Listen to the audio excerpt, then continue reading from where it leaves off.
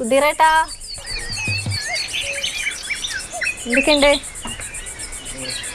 ചായ കുടിച്ചായിരുന്നു രാവിലെ? ഞങ്ങൾ ചായ കൊണ്ടുവന്നുണ്ട് രാവിലത്തെ.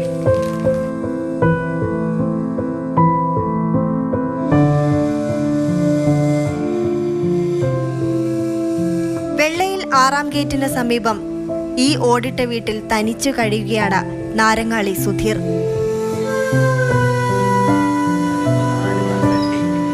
പരസഹായമില്ലാതെ ഒന്ന് എഴുന്നേൽക്കാൻ പോലും ഈ 70-കാരന് കഴിയില്ല.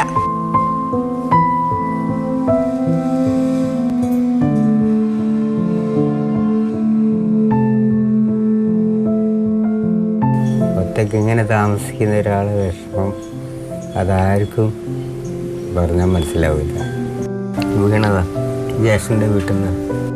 ടൈലാണ് ഇവിടുത്തെ മാറ്റത്തെ ഇഷ്ടിയൊന്നുമല്ല, പണ്ടത്തെ ഇഷ്ടിയല്ല, ടൈലാണ്.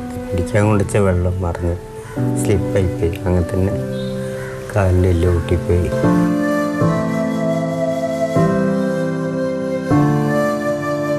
വീൽ ചെയർ അവിടെ കൊണ്ടുവെക്കും. ഈ വീൽ അവിടെ നിന്ന് അങ്ങോട്ട് വാക്കാറിൽ ബാത്റൂമിൽ ചെയ്തു.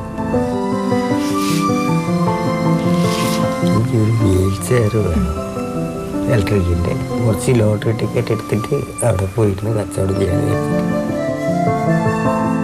എല്ലാവരും ഉണ്ട് ഇവിടെ. മൂർഖൻ, അണലി, എല്ലാ സാധനവും ഉണ്ട് ഈ കാട്ടിൽ. ഇത് ഏറി വന്നാൽ ഒരു 5 കൊല്ലം കിട്ടും ജീവിതം. ഇനി 70-ആയി. അത് വേയെങ്കിലും ഒരു 2 മനുഷ്യന്മാരെ കണ്ടിട്ട്. ആർക്കും ഒരു ഭാരമാവരുത്. പരസഹായമില്ലാതെ അധ്വാനിക്കണം. സുധീർ വീണ്ടും ആവർത്തിച്ചു. ക്യാമറാമാൻ അരുൺ കിഷോറിനൊപ്പം നയൻതാര, മാതൃഭൂമി ന്യൂസ്, കോഴിക്കോട്.